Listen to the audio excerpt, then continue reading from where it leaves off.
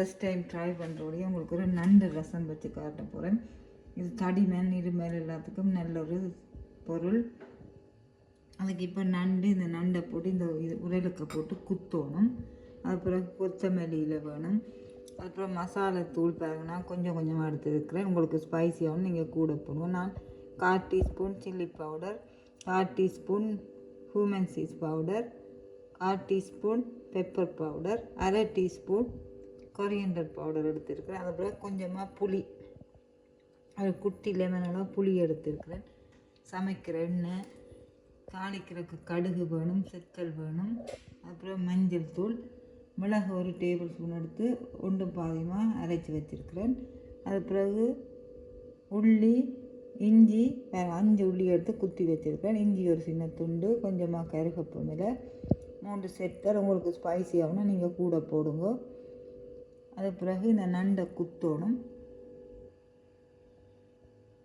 இவ்வளவு தான் தாளிக்கிறதுக்கு எண்ணெய். இவ்வளவு தான் தேவையான பொருட்கள். இப்போ வாங்க இப்படி செய்கிறதுன்னு பார்க்கலாம். இது தூளை எல்லாத்தையும் மிக்ஸ் பண்ணிடுவோம். இது கொரியண்டர் பவுடர், ஹியூமன் சீஸ் powder, pepper powder, chilli powder போட்டுருக்கோம். மிக்ஸ் பண்ணியாச்சு. இப்போ நாங்கள் இந்த நண்டை தூக்கி இவருக்கு போட்டு இது குத்தோணும். நல்லா போட்டு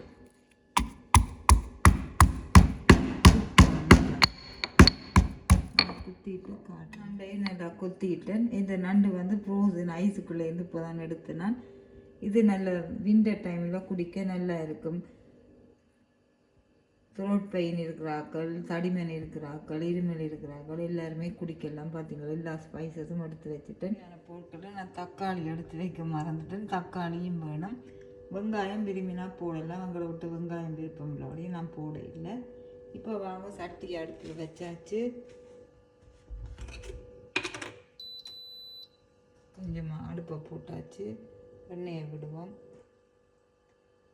நான் நல்லெண்ணெய் தான் போடுறேன். ஓகே, கொஞ்சமாக விட்டாச்சு. ஹீட் ஆகிட்டு மஸ்டர்ட் சீட் கடுகு போட்டாச்சு. ட்ரை சில்லி, கறி லீஃப், ஜிஞ்சர், garlic, மஞ்சள் தூள். அதுக்கப்புறம் நம்ம மிக்ஸ் பண்ணி வச்சுருந்து பெப்பர், சீரகம் இந்த தூள் போட்டுட்டேன்.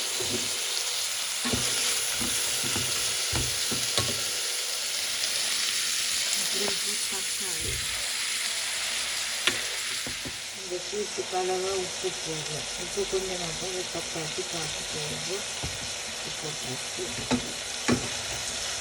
நல்லா இருக்கிறது. நான் புளி கொஞ்சமாக விடுவேன்.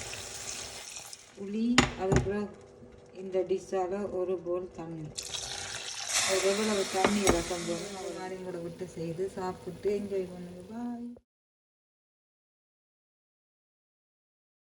இது நான் மிளகு குத்தி வச்சு மிளகு, அதுக்கப்புறம் கொத்தமல்லி விலை போட்டாச்சு. பார்த்தீங்கன்னா ரசம் ரெடி.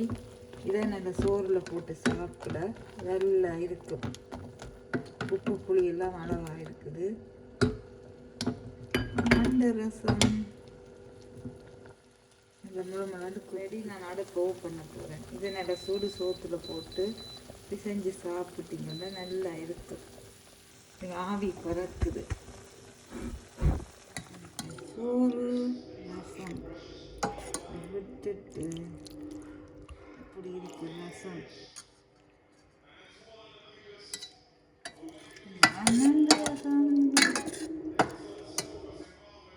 இதை நல்லா பிசைஞ்சிட்டு சாப்பிட சூப்பராக இருக்கும்.